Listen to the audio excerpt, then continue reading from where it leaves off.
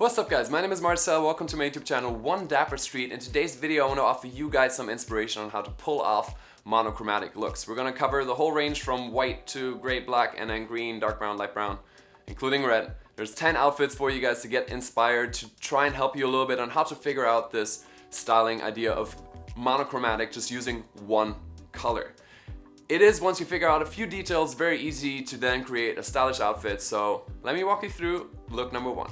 Getting started with a classic color that a lot of you probably have in your wardrobe, that's navy. So we're starting this look off with a pair of raw denim jeans, then a navy turtleneck and a navy suede bomber jacket. Finish that off with a pair of Converse in navy. So you see there's a little bit of white in there, which I don't really consider to be breaking the whole monochromatic look.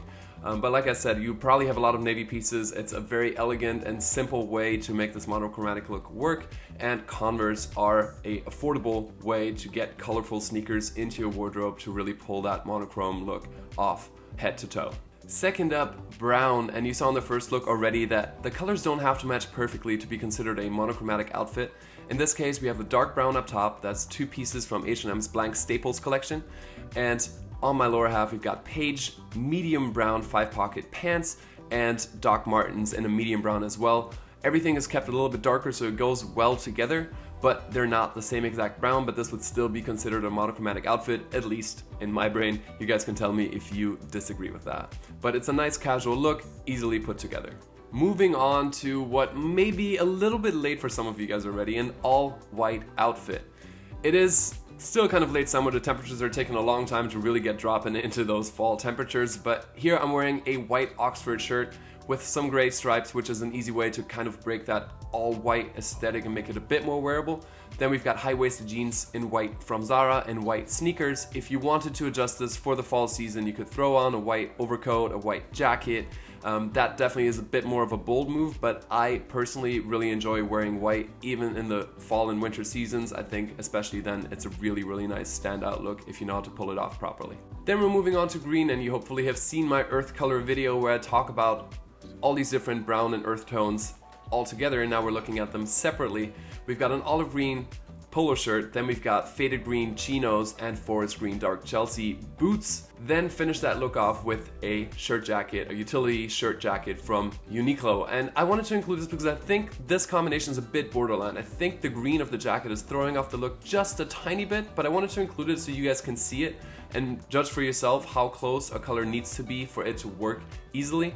But I think if you take this off, you have a much more clean interpretation of that monochromatic look with the olive up top, the forest in the shoes, and then the faded green in the chinos. You can throw the jacket over the top, and if it gets cold, you can throw it on. I don't think it looks terrible, but I think this is definitely very borderline. Then we're moving on to black. That is another classic one, an easy one. I lived in New York. That's the uniform, all black, all day long. You hopefully have a lot of black pieces in your wardrobe, so this is another one that's easy to pull off. Here I'm wearing a black biker jacket from Coach, a black Oxford shirt from Uniqlo, black chinos from H&M, and black leather split-toe boots from my own brand Ankari Floruss. It's a nice grungy look, made it a bit more elevated with the use of the Oxford shirt, but overall, very easy. You don't have to think, you don't have to worry about matching blacks unless you're matching suit pants with a suit jacket, so you're good to go.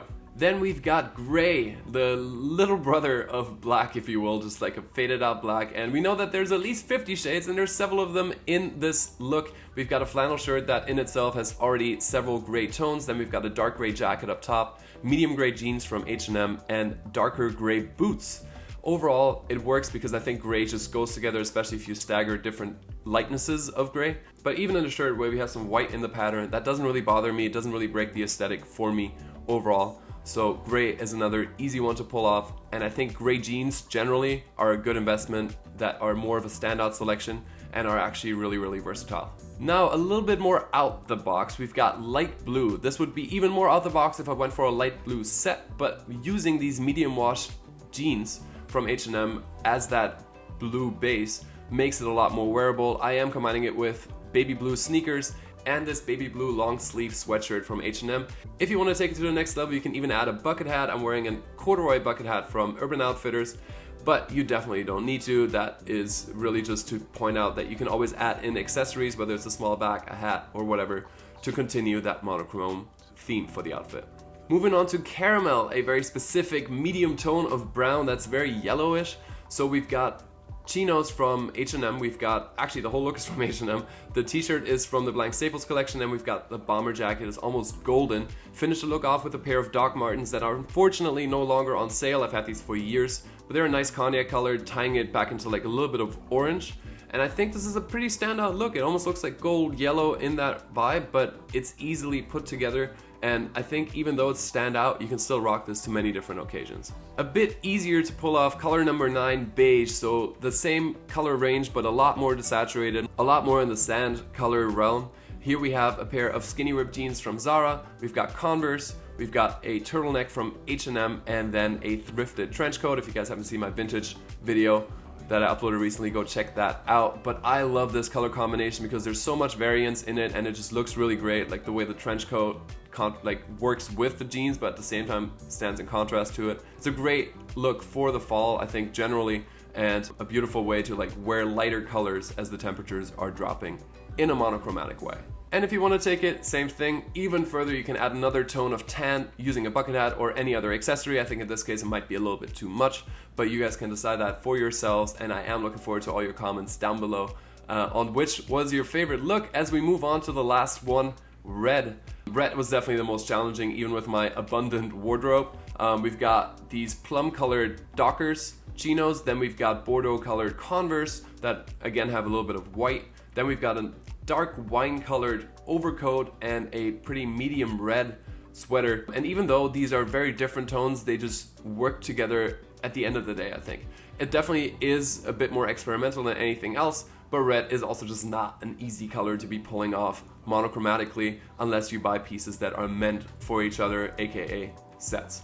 And that's all 10 outfits and 10 colors for you guys. I hope you enjoyed this video. Leave comments, questions, thoughts down below. Let me know if you'd want to see more color-oriented videos, like if there's one color that you'd want me to focus on. I've already done green, we've done the earth tones, but there's plenty more colors to go around, so leave those comments below. Thank you guys so much for watching, and I'll see you guys very soon with the next video. Until then, as always, stay dapper. Bye, y'all.